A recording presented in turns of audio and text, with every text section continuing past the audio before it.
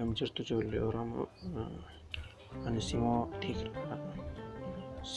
Simoo Teekirraa teelegiraamii isaanii madiddamaan isaatii lama fayyadamuu dandeenya kan jedhu kunoo pilaasiidhaan jalqaba isinitti agarsiisa. Pilaasii keessa seenaa subscribe gochuun dagatinaa tuqaa sadii gara bukkee jiru kanatti buunaa isatti erga buunee seetingii keessa gallaa. Seetingii keessa erga gallee booddee daataa and storage kan jedhu keessa galla. Data and storage seedu keessa gallee kunoo cuccufamee jira. Cuccufamee jiru kana bannaa.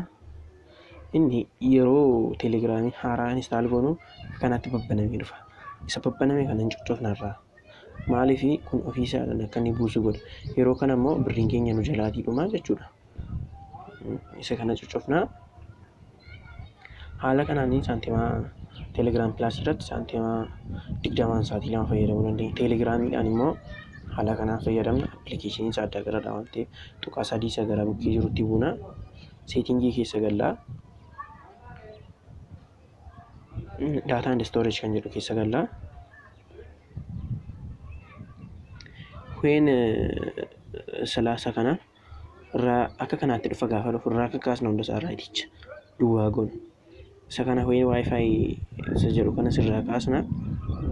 Kunoo haala kana irraa kaasna. Save gochuu qabna dirqama. Kunoo kana sirraa kaasna. Sadan isaa irraa kaasuu qabna. Achii booda irraa kaasnee booddee save goona.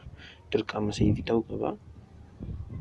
Kanaanii haala kanaanii sa'aatii lama fayyadamuu dandeenya jechuudha. Saantima 20 like share gochuun dagatinaa chaanalii keenya Simoo Teek subscribe godhaa YouTube irratti.